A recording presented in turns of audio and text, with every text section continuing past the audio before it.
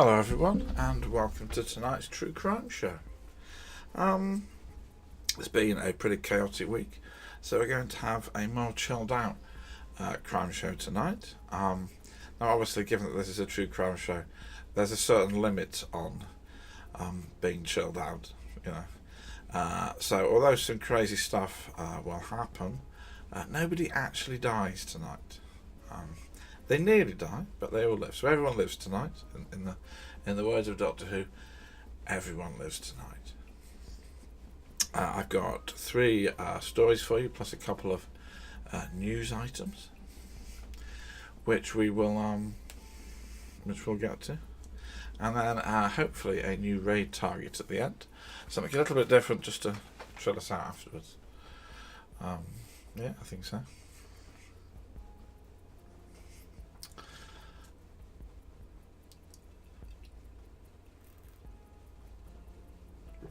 So the first thing we have tonight is the Hatton Garden burglary. The Hatton Garden safe deposit burglary is everything a classic British gangster film needs. It's got a band of veteran criminals making one last big score, an audacious heist, millions missing and never found, and a mysterious mastermind. You can imagine how excited the newspapers were when this kicked off.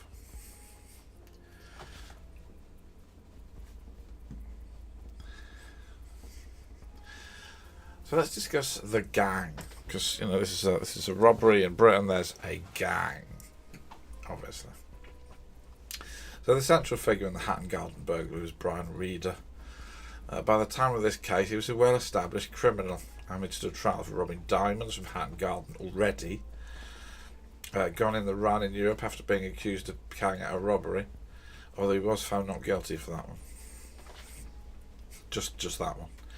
He had already been involved in two of the most infamous crimes in modern British history. In 1983, he was involved in the Brinks-Mat robbery, where 26 million was stolen from Heathrow Airport. Reader served 9 years then for handling stolen goods. In between Brinks-Mat and his prison sentence, he was staying with a man called Kenneth Noy. The night Noy bumped into a man wearing a balaclava in his garden and stabbed him to death.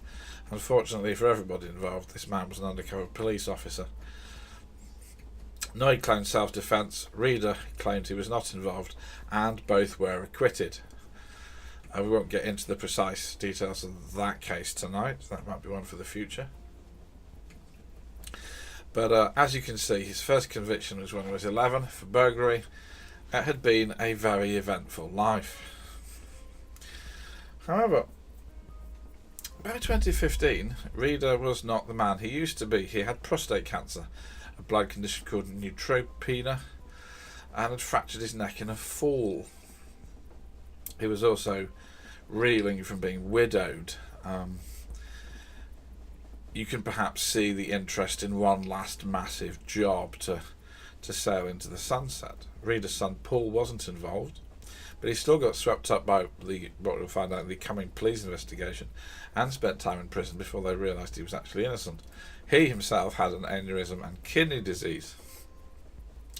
Along with Reader, the Hatton Garden gang included Terry Perkins, famous for the Security Express robbery of 1983, but also famous for the book about it, which was called The Untold Story of Britain's Biggest Cash Robbery.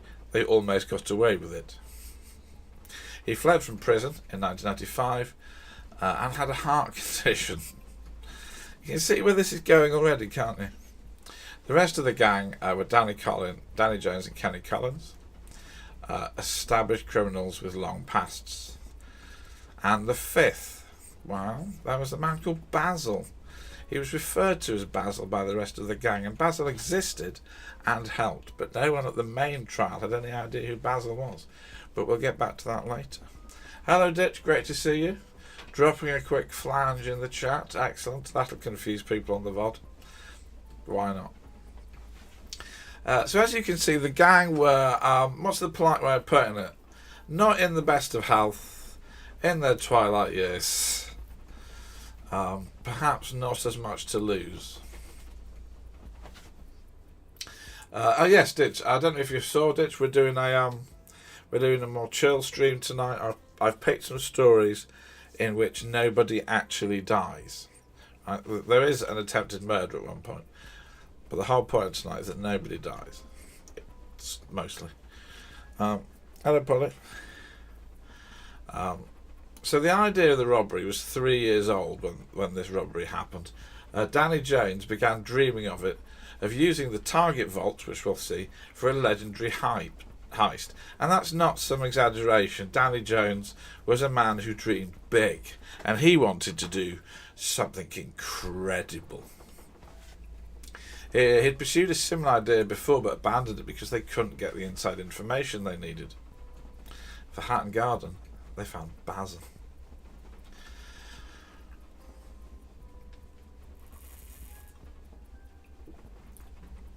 Polly, Ditch would like you to know he'll see you tomorrow.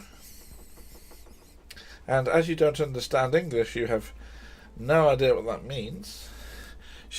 I'm sure she didn't react badly, did she? She's fine. She seems happy to have you around. We'll see. So now, imagine you were a gang of criminals planning to steal millions in jewels. Where would the best place be to plan this? Well, the gang planned it a lot, but mostly in Friday nights in the Castle pub in Islington, and everyone around heard them doing it. This would be a problem when it actually happened, as you'll find out. The other problem was Jones needed to be kept calm. He was incredibly impatient. Generally speaking, this isn't my quote, this is one of the criminals involved, the longer you worked on planning, the better things would go. But Jones would do it that night if he could. So they sort of kept a rein on him. And they set a watch on this on the target, assessing staff and their coming and goings, and planning.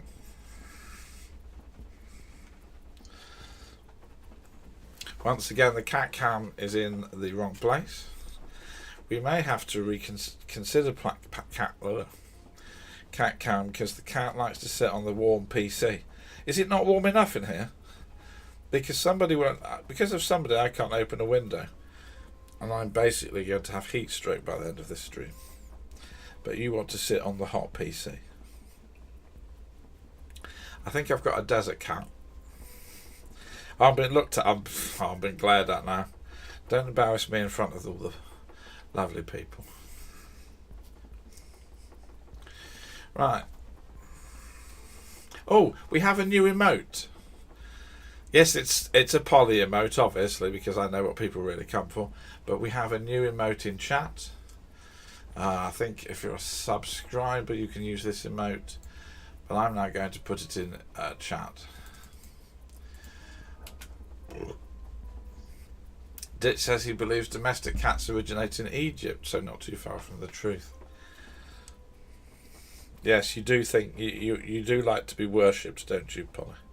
Which is lucky, because she is.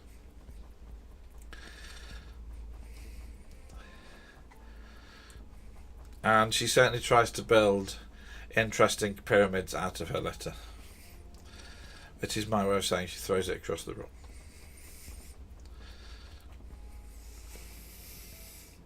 I have actually moved some cables around to lessen the possibility of Polly unplugging the stream, but I think that was a forlorn effort, if I'm being honest. I think Polly's ability to cause chaos is untouched. Oh, thank you so much, Tom. Tom Hansen Live, brilliant drummer on Twitch, who has resubscribed for her second month. Thank you, Tom. I hope you're enjoying it. Hope you are healing and feeling much better.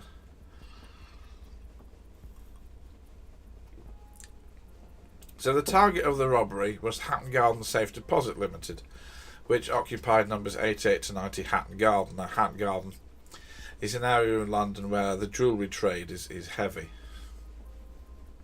And Hatton Garden Safe Deposit Limited had a large vault with many, many millions of pounds worth of jewellery and other valuables in it. which, if you're a gang wanting to make a lot of money very quickly, is tempting. And so in April, 5 elderly and veteran criminals came together to rob it, but they weren't going to go in through the vault doors. This was the change of the beauty of the plan, if you would. So on April 2nd at 21:90, oh, thank you, Foxy. Foxy's come in with a huge raid. Foxy has been playing a game called Bramble for the last 2 sessions of hers, which, God, it's intense. They start off like, oh, here's some cute hedgehogs, isn't this nice? And then it's like, oh, you've just been chopped in half by a pig-faced monster. I'm telling you, I was watching Foxy thinking, this is why I play Animal Crossing. It's better on the heart. She's a brilliant variety streamer, also heavily into paranormal, watches some great videos. Please to give her a follow. Oh, thank you. Paul the Entertainer, thank you for gifting a sub to Brizey. That is very kind of you. I hope the holiday is going well. Oh, amazingly, we have. This is my first ever hype train. Thank you very much, everybody. Thank you. Well, that's a bit of history for the channel. Brilliant. I don't have a hype train song. I don't have any hype train stories. Wouldn't that be great? Wouldn't it be good if I prepared 60 seconds about train crime?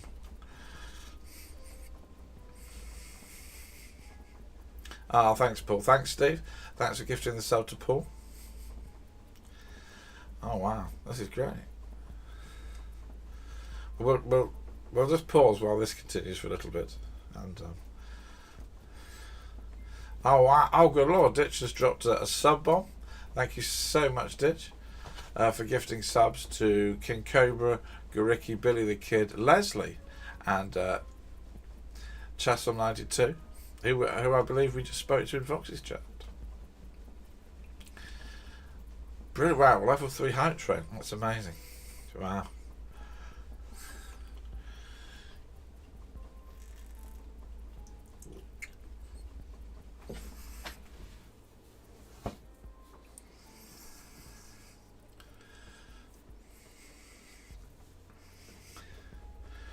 Yeah, fair enough.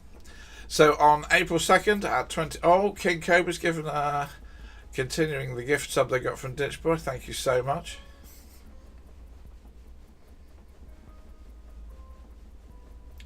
Great to see so many great people in here. So who have we had tonight? We've had Ditch, who hopefully will be streaming soon. We've had Tom Hansen Live, great drummer. We've had Steve Forward, who is a brilliant guitarist, streams 4 nights a week. We've had Sydney, who streams real life, and we've had Foxy. King Cobra, I believe, will be hopefully streaming again soon. And if I've missed anyone, Paul maybe do a bit Paul. Anyway, right, brilliant.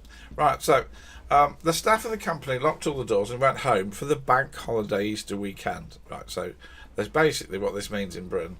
Is you've got 3 days of nobody doing anything. So there's not going to be anybody in the building for 3 days. Thank you, Paul, for 400 bits. That's brilliant. We do I have the Gigantify turned on? So Gigantify is turned on and at a very low level if anybody wants to put big cat pictures in the chat. We all know why you're here. So at 4 minutes after they all left, a van arrived and people in high-vis jackets got out, pretending to be gas repairman. It was the gang. Basil used a key he'd acquired and some inside security knowledge to both open a rear fire door and turn off most of the alarms. Once again, if you want to follow this closely, keep your eye on what Basil does, because he's one of the central mysteries. Unfortunately for the robbers, Basil got it a bit wrong and an alarm went off and the police were told. Fortunately for the robbers, the police did nothing. The police later explained, on this occasion our call handling system and procedures for working with the alarm monitoring companies were not followed. We apologise. So basically, they had a security alarm. People broke in. The alarm tells the police, and the police are like,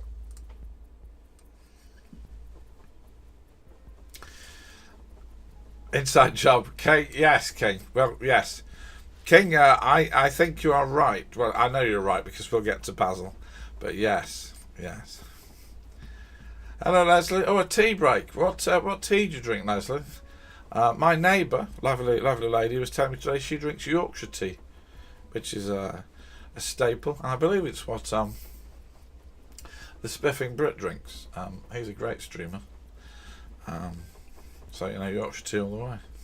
So, the robbers had got into the building, and there was a vault. They weren't going in through the front. They used a lift shaft to go down to the basement, and in the basement was one of the walls of the vault. 3 of them pulled wheelie bins full of equipment in. So, they had local businesses on holiday for 3 days, no sign of forced entry, 1 man working for a lookout. A way of getting heavy equipment down, they had a window, and in this window they used a industrial drill, which only cost £3,500, to drill through 50 centimetres of vault wall. If you do this 3 times, you create a hole large enough for somebody small to slide through. Before anybody says it, yes, I would need a bigger hole. And if you're wondering why the locals who lived there were not alarmed by people drilling constantly, the gang had sent a letter to all the addresses saying there would be some railway works. So, Leslie drinks Earl Grey. Excellent. Oh, you just meant the cops were on a tea break. Yes. Yeah. Well, thank you everybody for that level 2 hype train success. I hope you enjoy your emotes. That's brilliant. That's really, really thrilling. Thank you so much.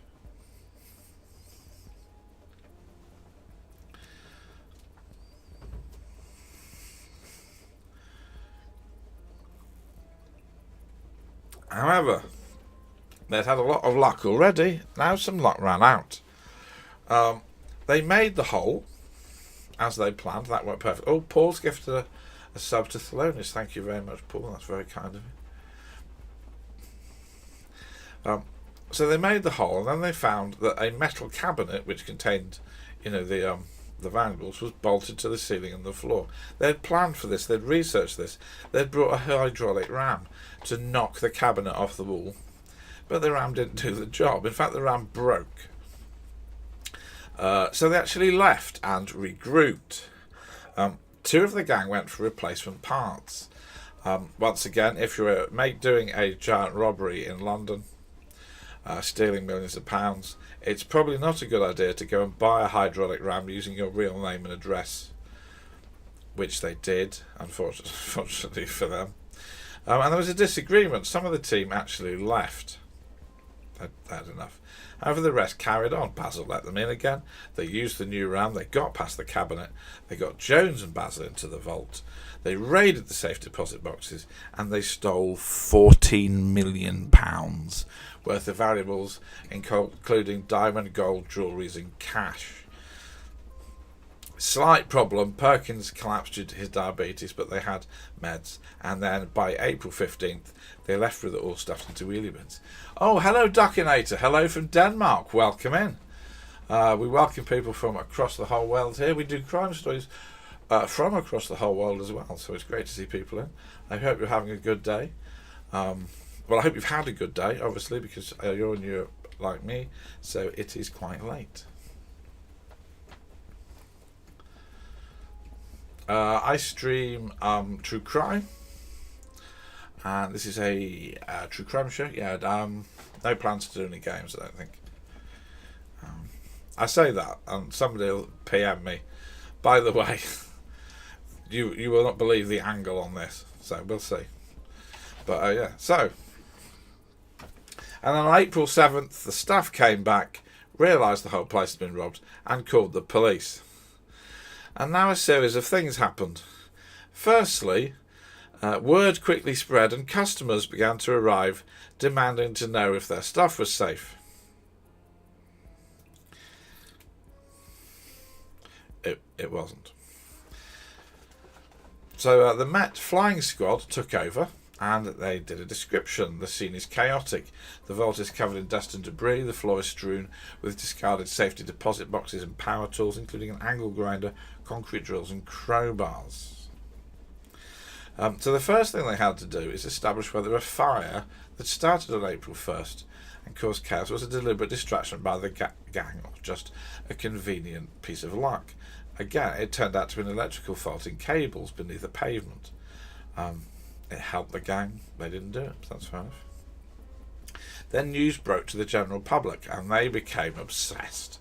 The latter was helped by the media because the Daily Mirror released CCTV footage before the police did, and they named everyone in it as if this was Reservoir Dogs. Mr. Ginger, Mr. Strong, Mr. Montana, the gent, the tall man, and the old man. I mean, no offence, but maybe if you're getting names like the gent, Mr. Montana, and you're just the old man, bit meth, you know, they sort of gave up then, didn't they? The media, however, were not going with group of ageing criminals from the UK. They started saying it was done by Balkan-based thieves called the Pink Panther, or elite Israeli operatives. Journalists asked if a contortion specialist had been brought in specially. So you can imagine their surprise when the police arrested Brian Reader, 76, Terry Perkins, 67, Daniel Jones, 60, and John Collins, 74. However, the British press welcomed this news as the best possible option because they love a good heist story. We don't like crime, but we love a good heist. That's fine, isn't it? You'll find out why it's not in a minute. So the police investigation moved quickly. There was no physical evidence left behind, but while the gang had disabled most security cameras, they'd actually missed a security camera, which recorded Collins repeatedly driving past the building in a bright white Mercedes. So the police very quickly, because let's face it, half of London knew this was happening because they'd been discussing it in the pub. They quickly identified Reader as suspect. So the police, this is an investigation, this is a suspect, they bugged their vehicles. Turned out the gang didn't know this was possible, and they recorded saying things like, the biggest robbery in the fucking world we was on. The biggest Tom robbery, that means jewelry, the biggest jewellery robbery in the fucking history of the world. If we get nicked, at least we can hold our heads up that we had a last go. Yeah, that's not going to go terribly well in court, is it? So with this evidence, police were able to examine computers from the group. They'd been searching for things like how to drill through large, strong walls. Right, so on May 19th, the gang organised getting much of the loot to a man called William Lincoln in Enfield so it could be sold. The police were waiting because this was an opportunity to have them all together, and they arrested them. In fact, they arrested 9 people. They were charged with the largest burglary in English legal history. The main 4 pled guilty. But before he could be convicted, Reader suffered a stroke. However, he survived. So on March 16th, 2016, John Collins, Daniel Jones and Terry Perkins got 7 years for conspiracy to commit burglary.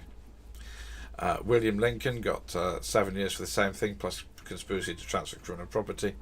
Carl Wood got 6. A man called Hunt Doyle was given 21 months. And gang leader Brian Reader got 6 years and 3 months. However,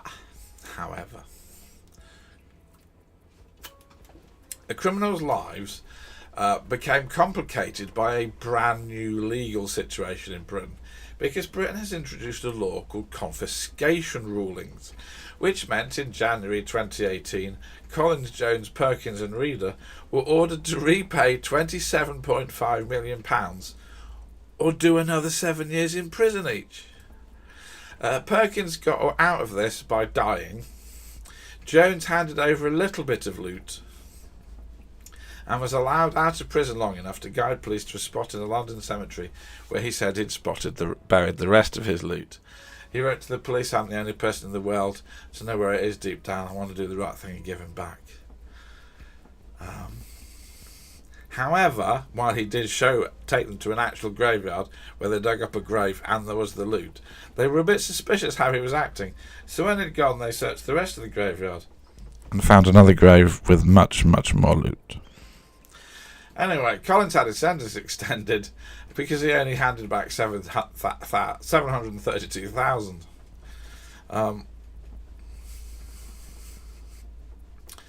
The judge in this case said he chose not to have a quiet retirement but participated with others in a serious criminal enterprise for substantial gain. Jones suffered the same fate but is now free. Reader was freed after developing dementia. Well, there's somebody missing, isn't there? Basil.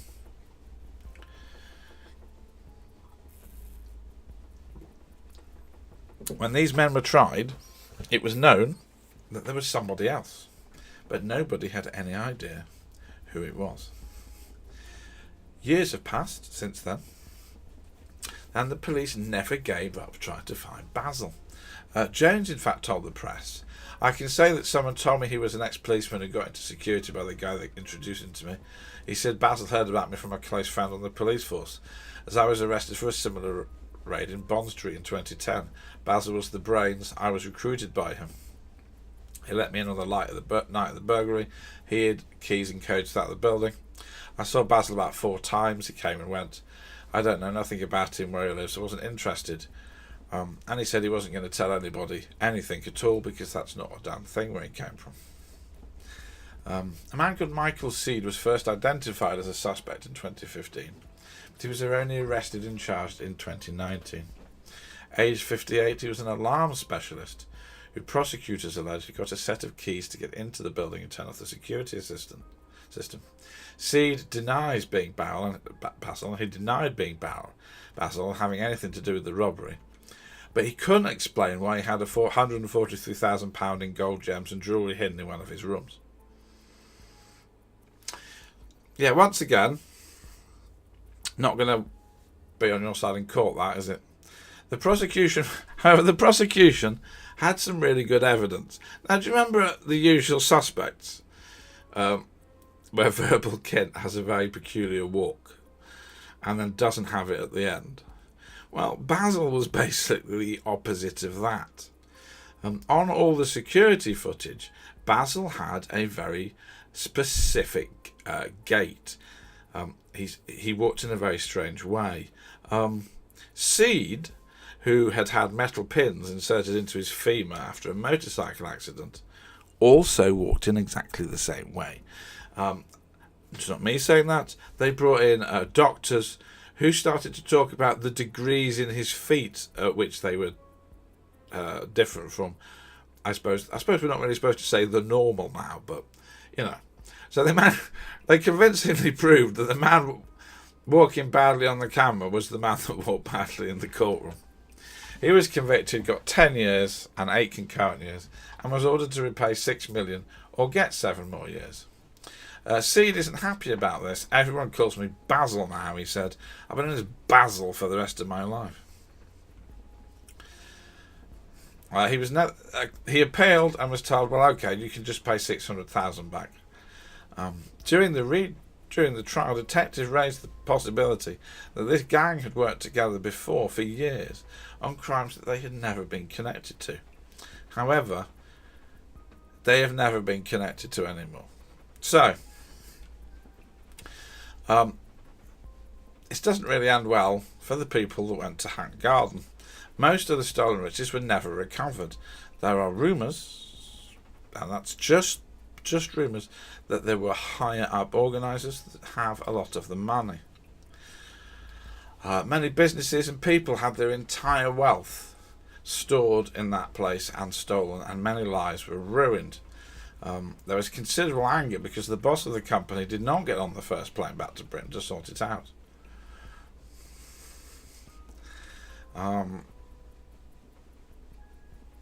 Sadly, because of the robbery and the bad publicity surrounding it, nobody wanted to put their stuff in there anymore, and the company went into liquidation. So we started this by saying this would be the perfect British gangster movie. Inevitably, within a few years, it was. ITV made an all-star drama out of it. But they themselves experienced a drama. It was set to air in December 17, was axed, rescheduled and axed again, and finally aired in 2019. Why? Well, it was scheduled, and then Perkins was charged with another robbery unconnected to Hatton Garden. As the trial was due, they couldn't do a 4-hour drama saying Terry Perkins is a burglar, because he wouldn't have had a fair trial, so they had to pull it. Then Perkins passed away, and then as they were about to do it again, show it on telly again, they called Basil, so they had to wait. Eventually, they got to show it. And that is the Hatton Garden burglary. The classic last hurrah from a group of old dodgy gangsters. What do we think of that?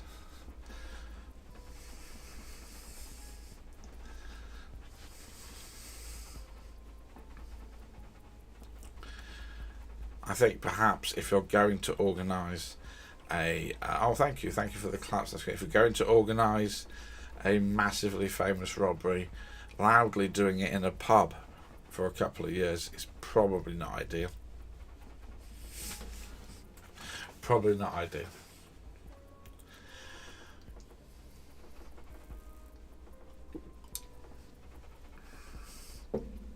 Right, we now have two shorter stories coming up, and then we have a couple of more light-hearted ones to close.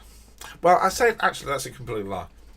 We've got we've got a light-hearted one, and then we've got an absolutely fascinating one that will be horrifying for anybody suspicious of technology.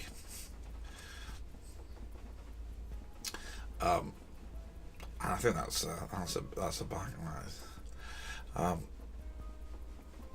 Yes, best not to draw attention to yourself if you're going to rob somebody. Exactly, they went to an awful lot of care, but unfortunately did manage to give a bit of it away.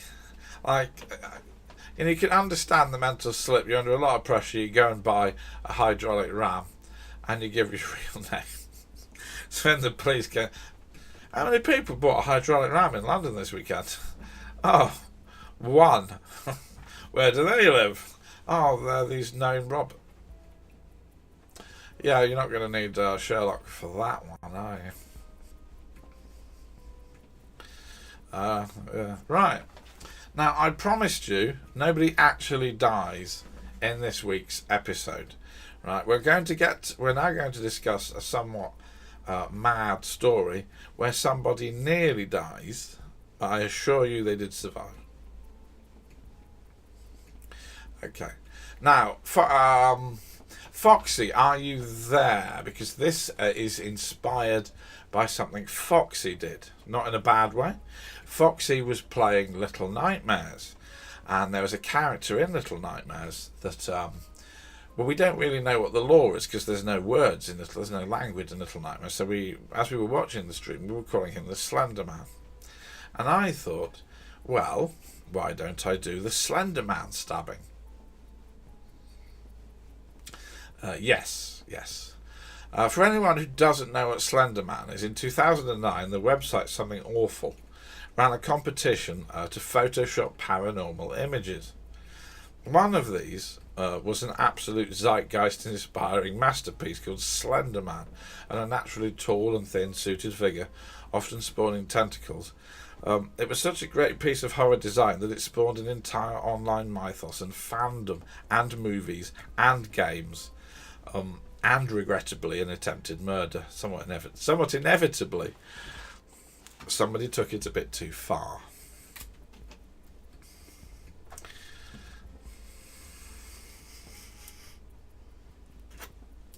And you are not going to believe who took it a bit too far.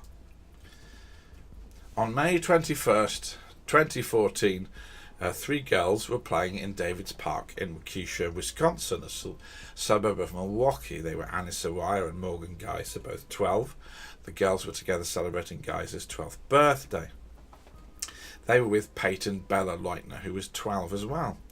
Leutner had reached out and made friends with Geyser because she'd seen the latter often alone, and Wire had joined the two of them. The group had been having a birthday sleepover weekend, having met after school on a Friday, gone to Skateland and returned to Geyser's home at 9:30 p.m. and slept in her room. The next morning they went to a park.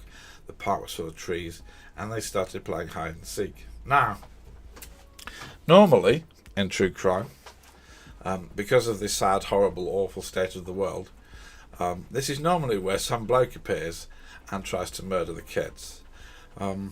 That's not actually what happened in the Slender Man stabbing, because it was the kids. Geyser and Weir had become obsessed with Slender Man fandom. Leutner didn't like it and didn't want to talk to the other two about it. And so Geyser and Weir had gone down a rabbit hole themselves, and they produced a 5-inch knife, held Leutner down and stabbed her 19 times.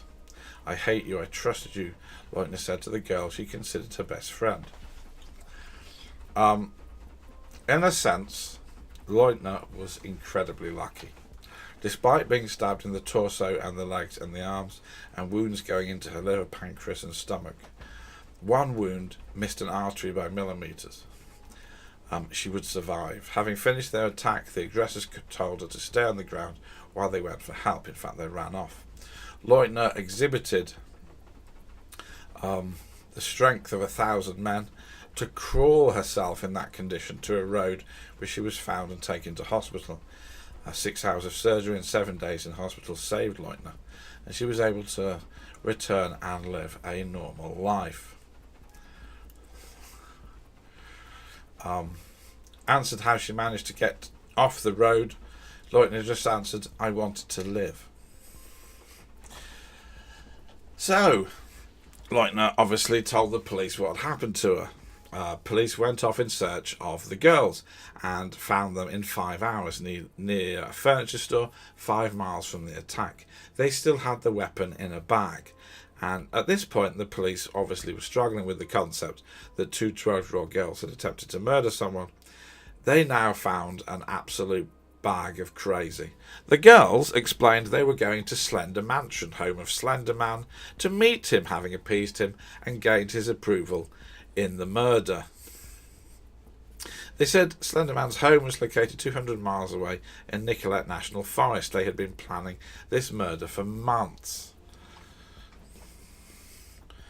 Bearing in mind one of them had just turned 12, so these were 11-year-olds.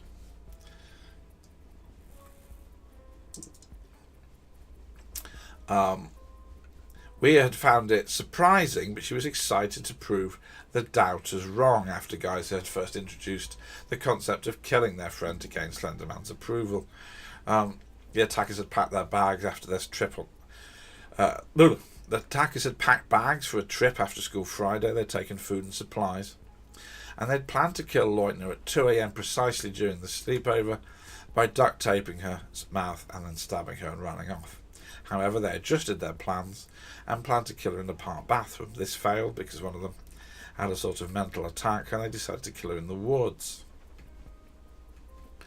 Wire told police, "I believe it's ending a life and I regret it. The bad part of me wanted her to die. The good part of me wanted her to live." Geyser said the killing seemed necessary. It was weird that I didn't feel remorse. Looking back years later, Leutner said that this came completely out of nowhere. You may be wondering how you spend time with your best friend and have no idea that they're about to murder you. I saw the change from 5th to 6th grade when she met Anissa.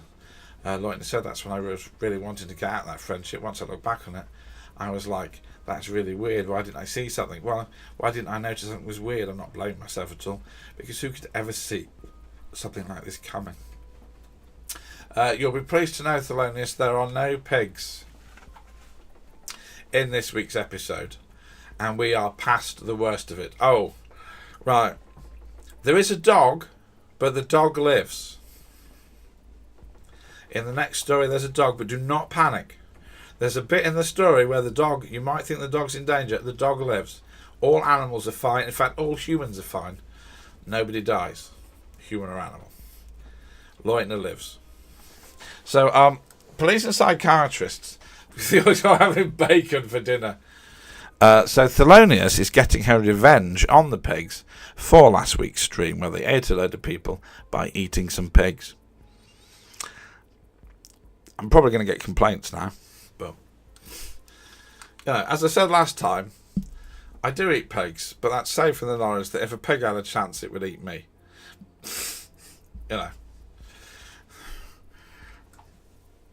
It's not like a pigeon. A pigeon can't kill me, but a pig would just chow down. It would go. I was about to say it would go ham, but that's not really. That's either incredibly appropriate or incredibly not appropriate. I will leave that to the readers. Also, due to the nature of this stream, I can't tell you what ham is an acronym for. I try not to swear, but I realise that there's no point because the stream's all about murder. I mean, why do I try and minimise swearing when I'm just telling you about people being stabbed? I mean, it's not like it's going to make any difference, is it? Hard as a melon farmer. Yes, Ditch. Ditch is straight in there with the ITV early 90s broadcasted at tea time change. So police and psychiatrists soon discovered that Geyser had a significant mental problem. You have already probably concluded that, but there was actual evidence. All her life she'd suffered audio and visual hallucinations, which included what she saw ghosts, people who did not exist, and walls melting their colours off.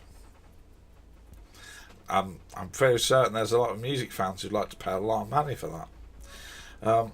Officers in charge of her confinement reported that she had long conversations with Slenderman, Voldemort from Harry Potter, unicorns.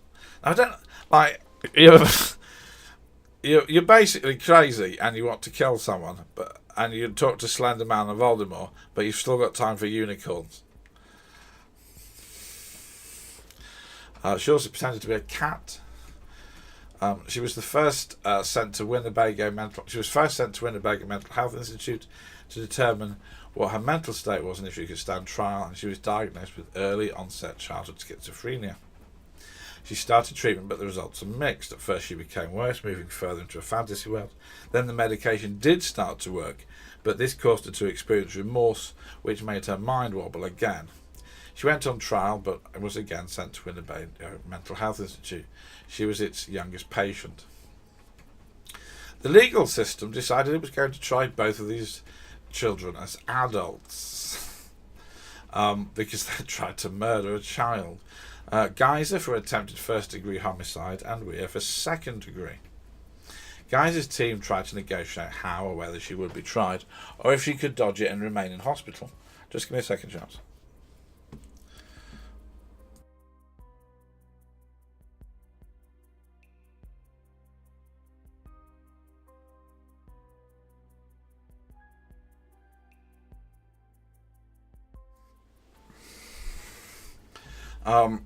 In the end, so they both pled guilty, but they took a plea deal. They were found not guilty by mental disease or defect. For Leutner's family, this meant their daughter didn't have to testify. However, don't panic. The plea deal basically said Y was given what is technically 25 years to life, but actually meant she has to spend at least 3 years in confinement and treatment in a state psychiatric unit, and only be let out when she was deemed safe and then be put under supervision. Geyser was given 40 years to life, but with the same principle: stay in at least 3 years, undergoing psychiatric treatment, where she could be held until she was 53 or completely cured. Her sentencing, Geyser said, "I just want to let Bella know and the family know I'm sorry I never meant this to happen." Now, this is where we get into a somewhat difficult area. So it's 2021. Y was deemed to have completed her treatment and was released from Winnebago Mental Health Institute and started her supervision. She said she was sorry and deeply regretful for the agony, pain and fear she has caused. I hate my actions, but through countless hours of therapy I no longer hate myself for them. She had a GPS monitor for 2 years but is now without it. She's banned from social media, must take her medication and must get permission to leave the area. Geyser has appealed to be let out.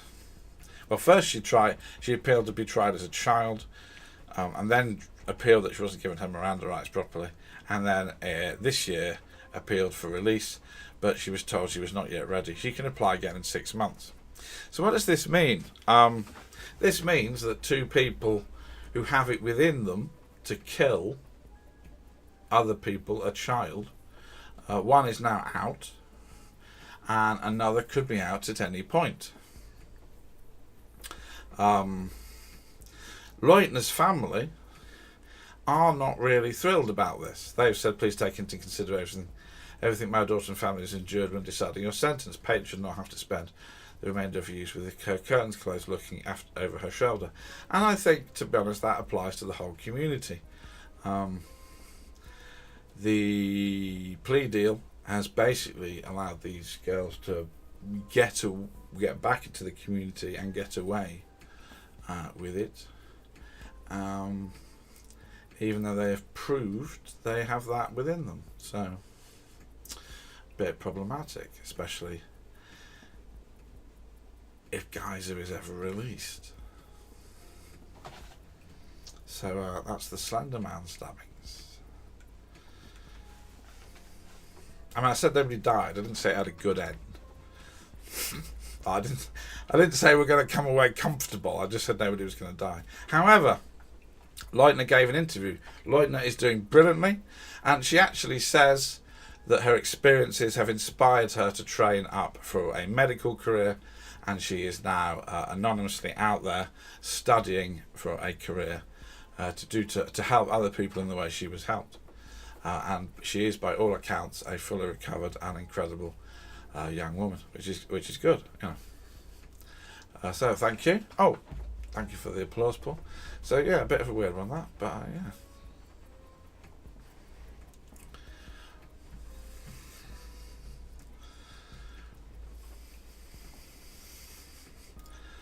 If you think that was weird, though, wait to see what comes next.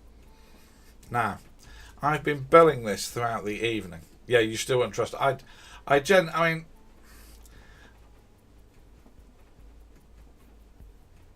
I genuinely think that when somebody, you can't. I think justice is a bit sort of a vague concept. Punishment can never really happen.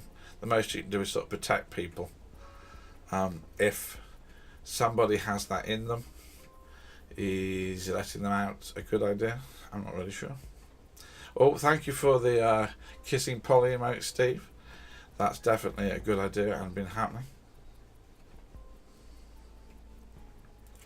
Polly update if you're following along. So as you know, Polly had 2 weeks of so I've known Polly for about 3 months when I adopted her. And she's been recovering. She's been on an ongoing recovery from her rescue. When she was rescued, she was so ill she couldn't even lift her head up to eat. She's now recovered, and all the while I've had her here, she became comfortable with me very quickly, loves me, but has always been exceptionally shy around anyone else. Would never stay in a room where I'm with somebody else. Until yesterday. So Polly has obviously had her 14 days of meds and is clearly a hell of a lot better. Because I had my weekly movie club over last night, and Polly came down and spent the entire evening with us, even letting other people stroke her. This is an unparalleled level of trust and comfort. So I'm going to assume, oh yeah, Ditch is coming around tomorrow. Ditch may be associated with the vet too much. We shall see if Polly goes, it's vet man, and then legs it. So we shall see. But I'm sure, Ditch, that Polly will soon, after a few visits. Yeah, she only gives us the butt. Yeah.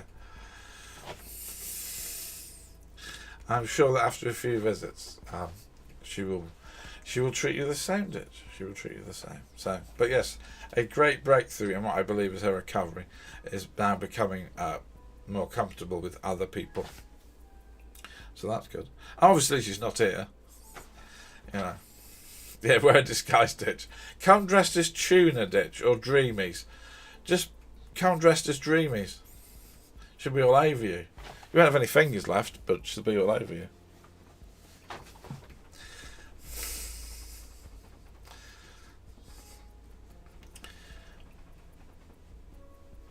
So the next story is the case of William Woods.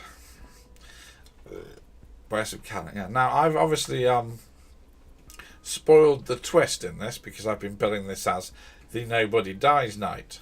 So as I'm reading this out, you're going to know where the twist is going to be. However, I think it's worth doing. I assure you that everything I'm about to read out happened. And it is perhaps scarcely credible. Yes. Suggestions: wear catnip. I mean, I think Ditch might end up being a pincushion if he wears catnip. But... Right, so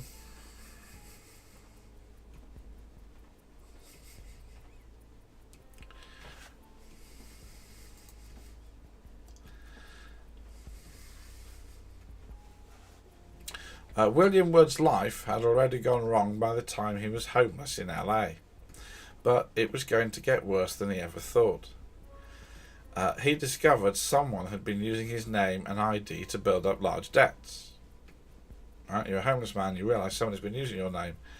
They've now been taking out debts. He went to the bank to prove his identity. He ended up charged with identity theft himself, put in prison, locked in a mental hospital, forcibly drugged. All while claiming he was the real William Woods. And he wasn't mad. Someone had completely stolen his life and had lived it for 35 whole years. So William Woods was working as a hot dog vendor in the late 1980s in Albuquerque, New Mexico. Here he met a colleague called Matthew David Cairns, a man who'd run away from home as a teen and got in plenty of trouble with the law, but had managed to avoid court. One day, Woods realised his wallet had gone missing, and he thought the newly hired Cairns had taken it.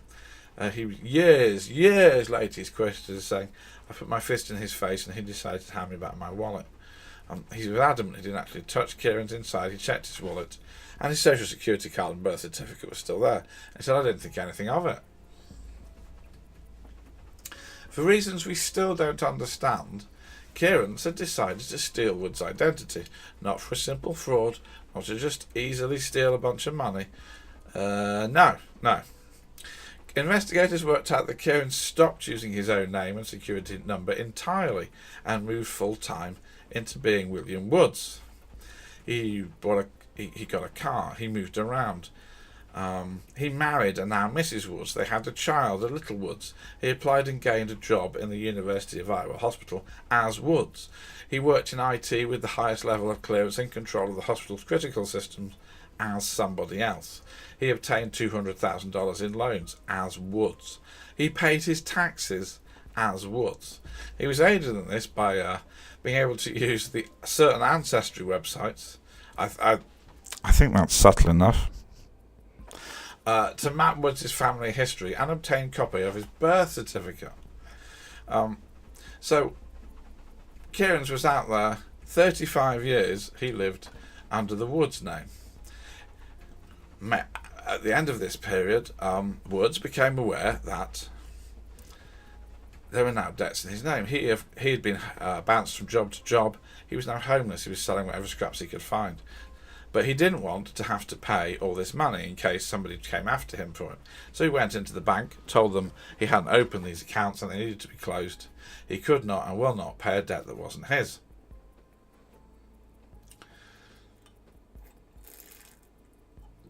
So Woods produced his social security number and state ID.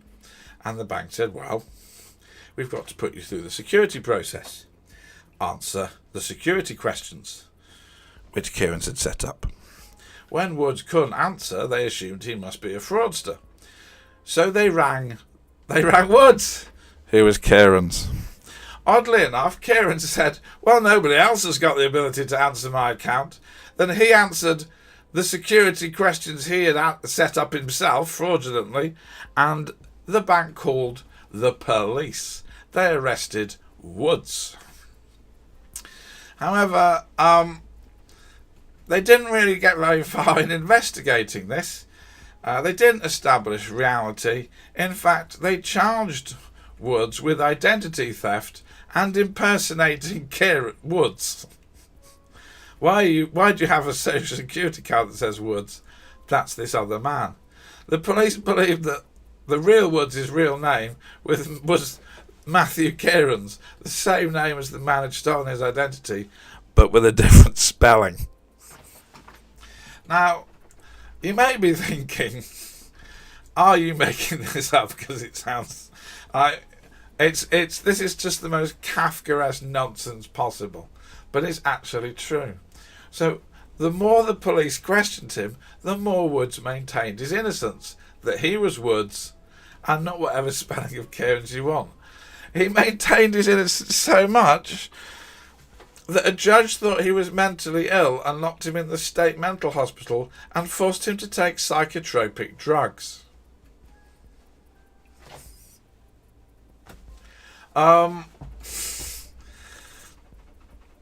Police told the Kieran's, who they thought was the real Woods, that they had this lunatic claiming to be him, and he said, oh well, he was quite happy to have him in the asylum. If anything, he hoped Woods would stay there. Kieran's actually messed up and sent in the wrong middle name on some documents, but he talked his way out of it. After 428 days in jail and 147 in hospital, he gave in and agreed a no contest plea and was released due to time served. He was ordered to use his real name and never call himself Woods again. But Woods didn't give up. He contacted the police himself to lodge a complaint. Now the police let go. They weren't interested. He contacted a credit company. He pushed, and eventually he contacted the University of Iowa Hospital, where Kieran's worked his six-figure job, and complained. University security passed it on to the police, and finally we have a detective who did some actual detectiving. Kieran's is pushing to have Woods locked up again is crazy, but this detective said, well, let's get the man that's listed on Woods' birth certificate, which they're both claiming is theirs, and arranged a DNA test. And the DNA test showed the man on the birth certificate was the father of Woods, not Kieran. So police went to Kieran and said, this man's still trying to claim you, and he said, well, he needs locking up. Then they asked for the name of his father, and instead of giving Woods' father, Kieran's messed up and gave his own adoptive father's name. And then he was shown the DNA evidence, and he crumbled. My life is over, he stated. Everything is gone. Kieran's was charged with 2 federal offences, making false statements to a National Credit Union administration and aggravated identity theft. He pled guilty. He is awaiting trial, sentencing, and faces 32 years in prison. His wife wrote to the court, I believe Matt's motivation was simple, to create the family and home he did not have in his youth, although it's never really been explained why he had to completely steal somebody else's identity to do it. Woods is considering suing LA, stating they should pay me every day I had to stay there. Yes, they definitely should pay you for that. Nobody should be stuffed in a psychiatrist hospital and fed drugs because somebody can't investigate properly. But let's end this account, this absolutely incredibly bizarre account, on a scary note. So Vanity Fair used this crime as a jumping off point for a look at modern identity theft. Identity theft is a Cascarist nightmare. AI makes it worse. Vanity Fair, May 2024. And I want to end this section with a quote. Identity theft is getting easier thanks to technology. It used to be that someone would misuse your credit card or open a fake loan. In the Woods case, his entire life was taken over. That gets easier when AI can generate a huge amount of realistic false documents, Lou Steinberg, the founder and managing partner of CTM Insights, a cybersecurity research lab, told me. This will only become more prevalent with deepfake technology. In the Woods case, the fraudster could fool people who didn't know the real victim. In the future, he could have a phone call, a Zoom call, or a FaceTime chat with people who do know the victim and make himself look like them.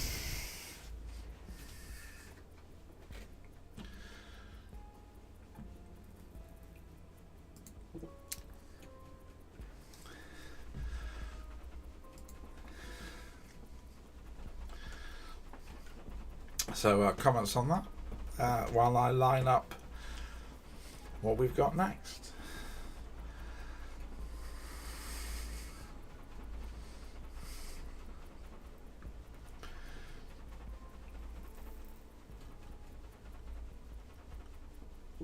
Well, I don't just throw this stuff together. We ended that story with the vision of a nightmare dystopia where people can completely fake phone calls and look like other people. How far in the future do you think that is? Oh, we're here. I've got a story. So this is just a short one. But it perfectly illustrates the absolute hellscape we are now entering. So a worker at a bank, a worker at a financial institution that, for various reasons, doesn't really want to know who they are, but this is true. This is a completely true news story. A worker at a multinational firm received an email from the company's chief financial officer, and it said, we need to quickly transfer $25 million to this address. You must do it. You mustn't go around. We just really need to pay this money off. Now he thought, well, that sounds like a scam, doesn't it? But don't panic, because the chief financial officer had organised a Zoom call, well, they don't say Zoom, they say a multi-person video conference. We're assuming it's Zoom, but there is other software available. So this man logged in. There's his boss. There's the head of the company. There's the chief financial officer, all on cams, all talking, and it's all arranged. Pay $25 million to this account. Go. Okay. You've just seen your boss. You've just seen the chief financial officer. They're all, they're interacting. It's fine. Why would you not? Why would you not send $25 million? A bit later, he messaged the chief financial officer to just check it was fine. This has gone through. And the chief financial officer said, what do you mean? Because every single person in that call was a live deepfake. There was nobody legitimate in that call, and he had just sent $25 million from a Hong Kong account to a load of fraudsters. Yes, we are at the point where people can gather enough data to completely recreate bosses in your company and persuade you to do terrible things. Oh, cat cow. Now, is this going to work? Sat perfectly positioned so you can only see her glorious ears, which make a lovely sound when she shakes. We shall see. So yeah, this is where we are now, everybody. You really cannot trust anything on the internet, including office work calls. Fortunately, I'm not in a position for somebody to ask me to transfer millions of pounds. So I don't need to worry that much. I feel, Polly, that you may have taken the sting out of that last story and be distracting everybody with cuteness. They were supposed to be mildly terrified, and now they're just cute.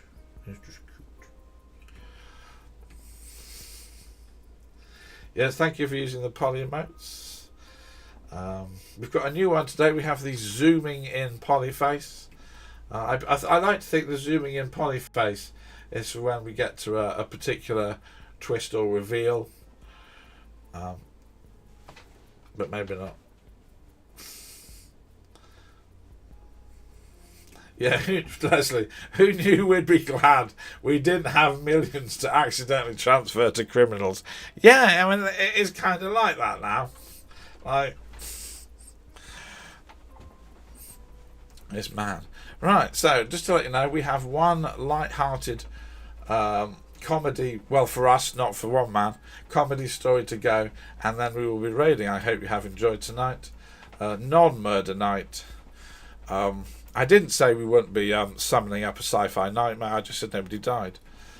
So, you know, basically don't trust me. Hang on.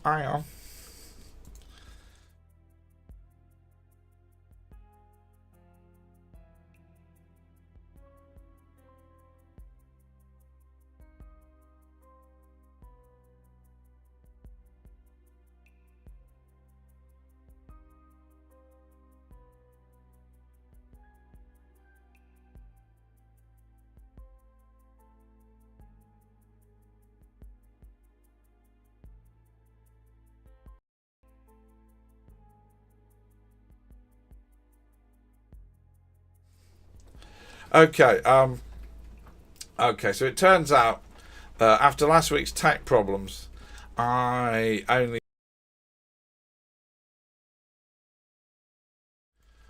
Sorry, that was Polly. Polly's causing chaos. Bear with me. Right, can anybody still see or hear me? Right?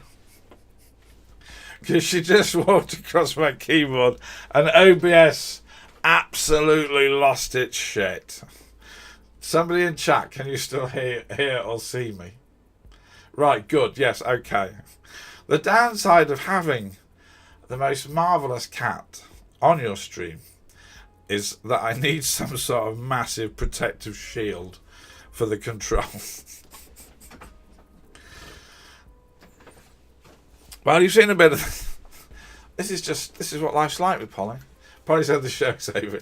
Polly's like, wrap it up, I want dreamies. Well, we've got one quick story left. And I like to leave us on a more light-hearted note. You may not think this is a light-hearted story, but... There isn't one gold leaf we've looked for years. Damn it. Does anybody know anybody that's good with plexiglass? Steve can solder. Can you go? Have you got a glue gun, Steve? It wouldn't matter though, would it? Because you'd still find some other way. Like I could put some clever, massive shield over this, and she'd just jump down there and unplug my camera. Anyway, while we've got some peace. And someone's not turning the mic. Oh, indeed, the scene's off. Let's close this out with some comedy. Nashville police officer Sean Herman is in a spot of bother. Well, I should say former National Police Officer Sean Herman. He was arrested after he was discovered appearing in an OnlyFans video which was shot on duty. So it says mine would chew the cables. Yeah, she's a cat, there's nothing safe, mate.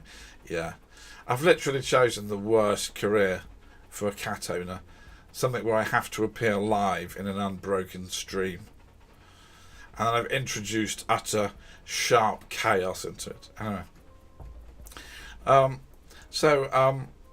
It's not entirely sure how this OnlyFans video was brought to the attention of the police. However, the Specialised Investigation Division detectives took a very close look at it.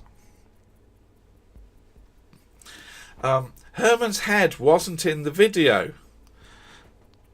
Some other parts of people, you know. So they were eventually, after studying the video very hard, they worked out who he was from the uniform they could see. I'm not sure how you get a job in the police watching OnlyFans to that level. Anyway, they identified him. He'd been a police officer for 3 years. He's now been arrested on 2 counts of felony official misconduct. So the moral of this story is, don't film OnlyFans while you're at work if you're a police officer.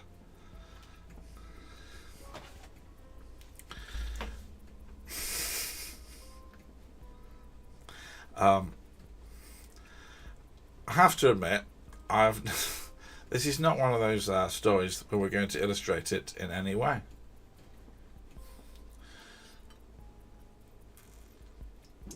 Alright, well, that was my attempt to end it on a high note, but I feel I just made it smutty.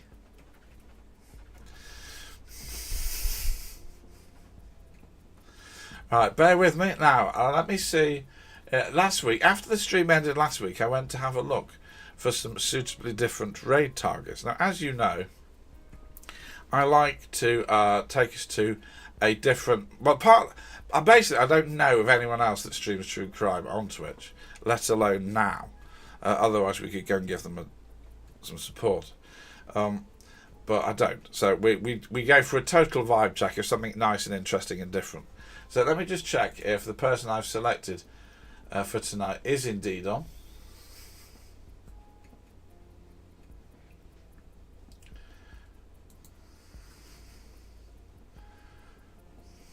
They are. Right. Right, so tonight we're going to go to see a streamer who on stream builds scale models. So little thing. Full disclosure: for about 4 or 5 years, 10 years ago, I actually did work as a painter for a model railway company. I painted figures that, well, firstly, I've always painted Warhammer, right, for myself as fun. So I've always been to Warhammer. I like painting and crafting. I'm a crafty sort of person. But for a good few years, I was actually paid to paint model railway figures. So if you've ever painted a post box or a boat or train crew or traffic lights or a wheelbarrow or a sheep are easy, in enamels, hi, because I've done that. So I do like crafting. So we're going to go and see Scaled Crafts and check out his craft stream. He has only got 2 people in and he's been streaming for 1 hour 50 minutes. So let's go and give him a bit of a boost. You don't necessarily have to stay, because I realise watching a man building a little wooden building out of sort of wood is not everyone's cup of tea, but I absolutely love it. So let's go and check him out. Thank you everybody for a great stream. Thanks for supporting me. Thank you for my first height train and getting me to level 2. Thanks for all the subs and bits. You've all been great. It's been a great experience. Thank you. Oh yes, Paul, I should say, the VODs, all the VODs are uploaded to YouTube, where they will last for as long as YouTube does. So if anybody wants to check them again, or anybody wants to see them and not be in the stream, YouTube is the way to go. Also on YouTube, I have started creating special YouTube shorts. I've decided to try and use the format to tell a complete story in under 60 seconds. So if you've been watching the stream, you'll know I spent a good 45 minutes on the Golden State Killer, and then I tried to do the entire thing and give you the gist in under 60 seconds. So that's going on as well, if anybody wants to check all that out. Thank you very much, everybody. Let me just set the raid up. Have a great week. I will see you here next Thursday. I'm supposed to press the button. So, take care, everybody. Have a great week. And I shall see you all very soon. Thanks for your support.